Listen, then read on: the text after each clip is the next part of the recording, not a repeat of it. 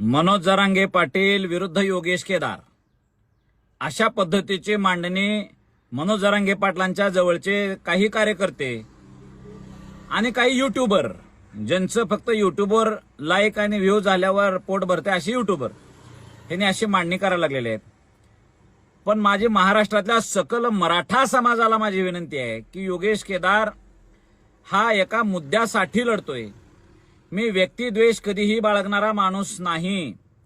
जर माझ्या मनामध्ये मनोज जरांगे पाटलाच्या विरोधात काहीही किंतु परंतु असतं तर मी त्यांनी वारंवार अपमान केलेला असताना सुद्धा मी त्यांच्याकडे गेलो नसतो.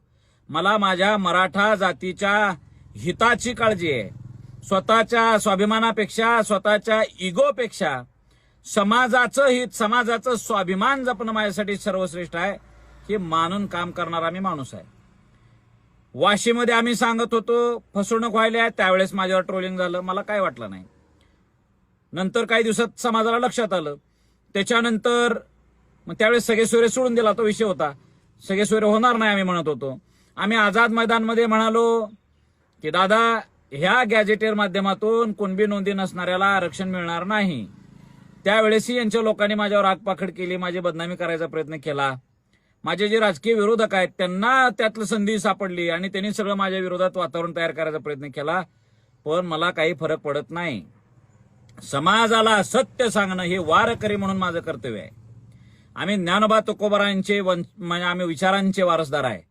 छत्रपती शिवाजी महाराजांच्या विचारांचा आम्ही पाईक आहे. राजर्षी छत्रपती शाहू महाराजांचा, शाहू फुले आंबेडकरांच्या विचारांचा आम्ही पाईक आहे.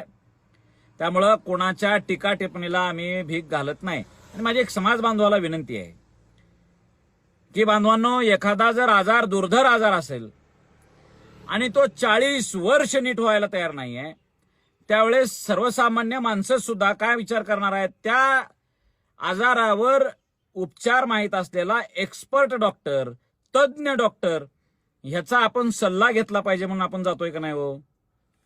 मग आरक्षणाचा सुद्धा 30-40 वर्ष जुना आजार आहे. हा आजार कायदेशीर आजार आहे. राजकीय सामाजिक लोकांनी उभा केलेला आजार आहे. ह्याच्यावर इलाज माहिती असणार आणि त्याच्यावर काम करत असणाऱ्या वकिलालाच माहित असणार आहे. कायदे कळणाऱ्या वकिलालाच माहित असणार आहे. आमच्यासारखा वकील ह्या क्षेत्रामध्ये अनेक वर्ष झगडायला लागलाय, सांगतोय.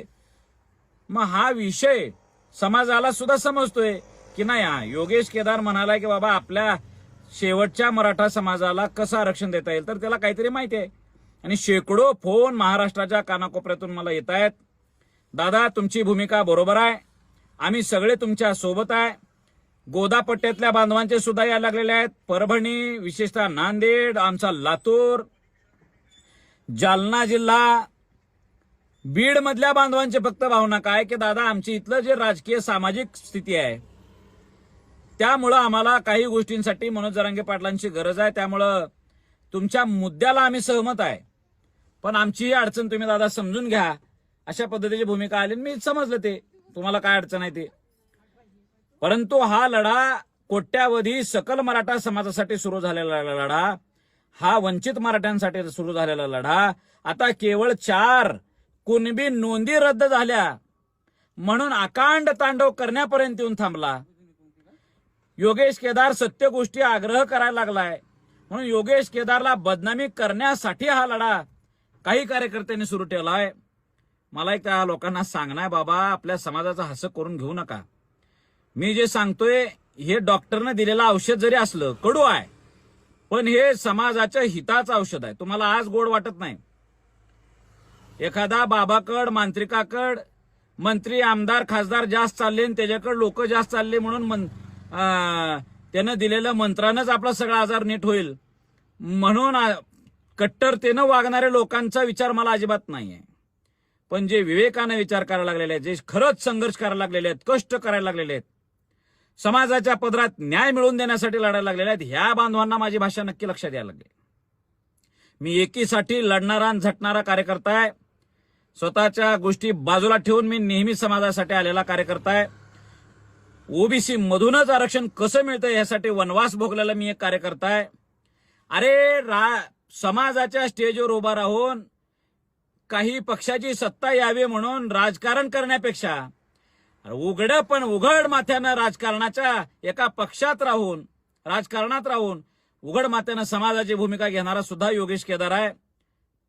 आम्ही कधीच राजकारणात गेलो म्हणून समाजाच्या मागणीसोबत तडजोड केलेलं नाही. पण काही लोक समाजाच्या स्टेजवर उभा राहून समाजाची मागणी तडजोड करायला लागलेले आहेत. आज तो विचार सुद्धा मराठा समाजानं करणं गरजेचं आहे. माझी मनोजदादांना विनंती आहे की मी तुमचा विरोधक नाही, तुमच्या हिताच्या गोष्टी सांगतोय. हा मुद्दा जर काय आपण मराठ्यांचा मुद्दा नाही घेतला, कुणबी दाखले दिलेत काही 2-3 लाख कुणबी आहेत, मान्य आहे आम्हाला. पण हा जर मुद्दा सोडून दिला तर लोक तुमच्या सोबत उभा राहणार नाहीत. मी तुमच्या जवळच्या कार्यकर्त्यांना सांगितलोय, मूळ मुद्दा मराठ्यांच्या आरक्षणाचा आहे, मराठा समाजाला ओबीसी आरक्षणाचा आहे. तो सोडून देऊन आपल्या बऱ्याच गोष्टी सुरू आहेत. हा मुद्दा तुम्ही हातात घ्या. सगळे लोक तुमच्या सोबत आहेत, आम्ही सुद्धा सोबत आहे. म्हणून तुम्हाला काय बोलायचं आहे बोला, माझी बदनामी काय करायची आहे करा, मी खऱ्या गोष्टी सांगणार. आम्ही कधीही स्वार्थासाठी स्वतःच्या समाजाचं अहित करणारे लोक नाहीत. अहो मलाही जमलं असतं ना, एखादा फूल गुच्छ घेऊन आला असतो, हार घातला असता, तुम्हाला गोड बोलला असतो, तुमच्यासोबत एखादा फोटो काढला असता, गेला असतो, आनंद वाटला असता. इतर राजकारणी तसंच करतात. कधी ओबीसीतून आरक्षणाची भूमिका कुठल्या राजकारण्याने तुमच्या जवळ आलेल्या घेतल्या का? मंत्र्यांनी कधी घेतलंय का? नाही, मराठ्याला ओबीसीतूनच आरक्षण द्यायचं. पण आपल्या समाजाला दादांना भेटल्यावर ते गोड वाटते, चांगली गोष्ट आहे, मलाही आनंद वाटतो. पण ज्यानं आरक्षणाची मूळ मुद्द्याची भूमिका घ्यायला लागलाय त्याला तुम्ही मनोजदादा शत्रू का करायला हो? मी तुमच्या हिताचं सांगतोय, समाजाच्या हिताचं सांगतोय. आपला लढा अंतिम टप्प्यात जर असेल आणि तो जिंकायचा असेल तर सावध व्हा, समाजाचं हित लक्षात घ्या, त्या हिशोबानं पावलं टाका. आम्ही सगळेच तुमच्या सोबत आहे. धन्यवाद.